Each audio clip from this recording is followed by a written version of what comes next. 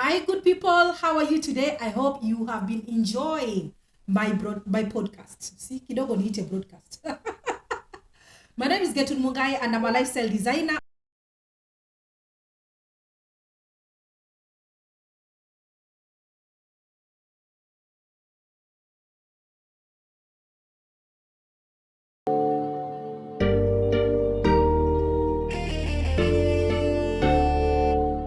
Oh my goodness, my phone is still on. Hebu tuweke aeroplane mode. Ndo musinipigie simu saa zile niko job nikitafuta pesa. So we've talked about so many things. My podcast is going to be addressing all the issues when it comes to marriage. The name of this podcast is called Marriage is a Scam with a Cherry on Top. Let me tell you something. I've got such complaints, including my husband. He doesn't think that the name is representative, but think about it, guys. Have you ever gone anywhere where people don't complain about marriage? Like almost everyone is complaining about marriage, yet people are still getting married. So what is it with this marriage? The ones who are in want to go out. The ones who are out, they want to come in. So marriage actually works. I'm a marriage crusader, and I have no doubt marriage works. But it takes a lot of work, a lot of effort. But many people expect it to roll. It's not going to roll. Hence the name. Marriage is a scam with a cherry on top. So we'll be concentrating more on the cherry on top. You know, my favorite thing. So today we are going to talk about male gynecologists. I didn't know it was an issue with some husbands. So I got this message from one of the ladies, of course. This was a question posed. This was from Facebook, my Facebook page. So let's hear what this lady says. My husband has been on my case to dump Let's him. start from the beginning. Hi, Getrude. Please talk about husbands' insecurities with male gynecologists.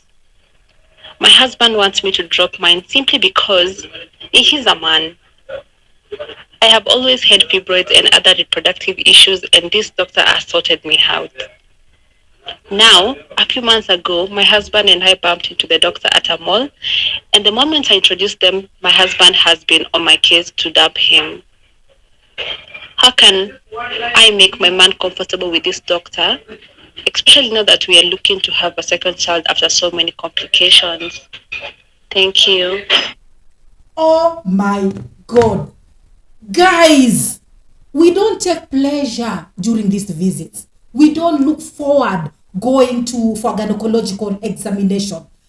Believe you me, we don't lie on that table at a different position, mara doggy style, mara plowing, wheelbarrow. No, we don't do that. Okay, I know it's kind of missionary, but let me tell you something. It's not fun. Guys, give us a break. It's an ordeal. Can you imagine? Most of the time, I'm telling you, we're not having fun. Most of the time, we have this look. We don't have this look. Even if the doctor is hot, forget I said that. No, this is gonna put me in a lot of trouble with other husbands. Let me tell you something.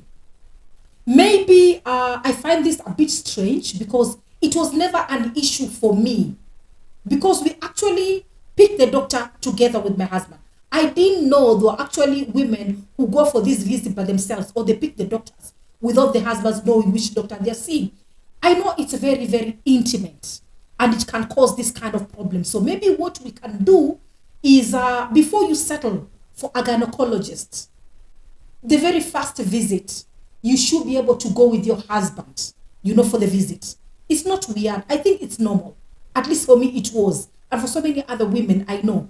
Every friend of mine, the husbands know the gynecologist. So there's no danger of you bumping into this gynecologist in a mall and then this particular thing happens.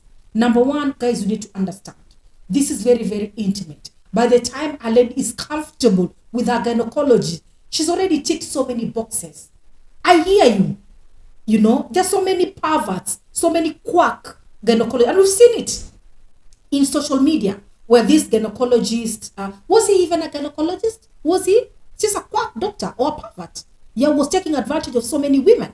And that's, guess where this a clinic was. You'll never find those kind of doctors in uptown or affluent areas. They will always watenda kujificha kule kwa mama wale hawaelewi vizuri. So let me tell you something. Most doctors, when your wife is comfortable with the doctor, please allow that process.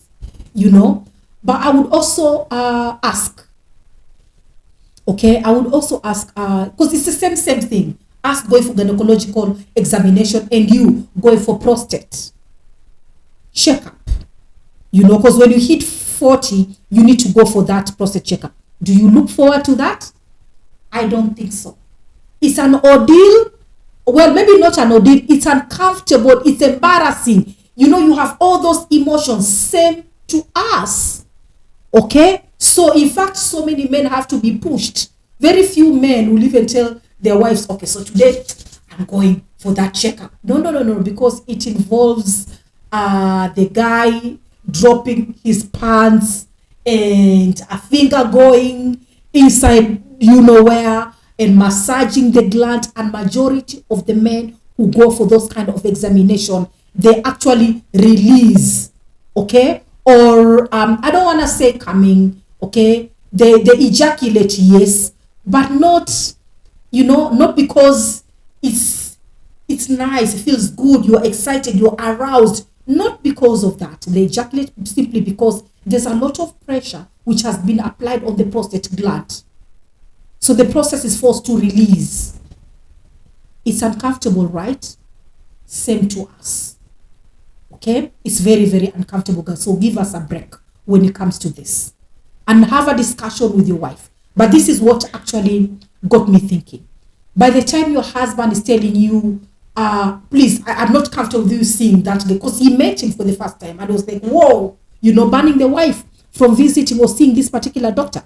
Okay, what kind of a man is he? Because you know your husband best. What kind of a man is he? Is he the kind to censor, stop you? He has an issue with everything, because there are men who are like, don't wear short skirts, you know, don't put on makeup, you know, don't wear wigs, don't hang out with this friend. If your husband is one of those who is always don't do this, don't, because of his own insecurity, then maybe you can overlook. But if your husband is the kind of a person who has given you freedom, he trusts you in most of your choices, and he brings this up, I would say pay attention. You know, understand where he's coming from, especially if he's not that kind of a person. I would say, please, it's important for you to take it seriously if he's that kind of a person. But if he's battling up with his own insecurity, like I said, then maybe unaweza kupuzilia mbali and say, you know what, or maybe I can bring this up for discussion. Okay, so what kind of a man is it?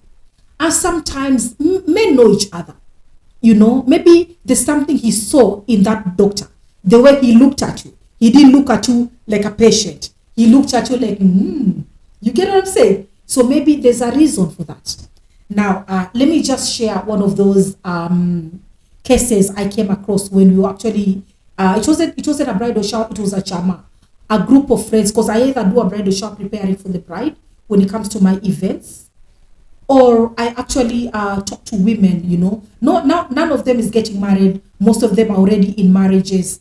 And they organize a session, an afternoon session, or a getaway for us to just want to have one of those sex conversations. I call them sex and intimacy talks. In one of those sex and intimacy talks, I remember it was a chama.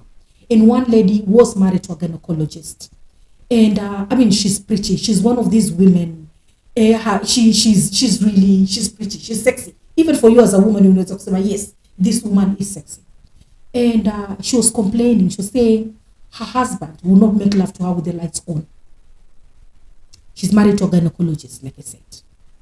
Okay?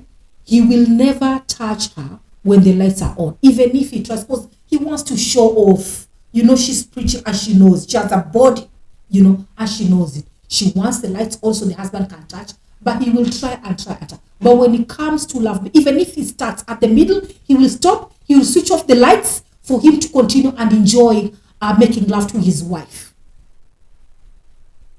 So you can imagine, even for most of those professional gynecologists, you know, can you just imagine their lives? They look at Miss Victorias or vaginas all day long, the whole week. They come across all sorts of smells. I mean, because really women, we have different smells when it comes to Miss Victorias. They see very old, they see very young, they see vaginas which have just given birth, They've seen all sorts of colors. They've seen all sorts of... It's not fun. It can only be fun to a pervert, not a professional doctor. So whichever way you look at it, this is not something we celebrate. This is not something you should give your wife a hard time, especially if she's comfortable. It's not easy. It's not like a salon. You can try out a different salon to fix your hair or your makeup. You could do that. But when it comes to the gynecologist, it's something very, very intimate. Guys, give us a break.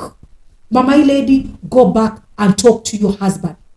Find out why, especially if it's not the whiny, complaining one. What did he see? Okay?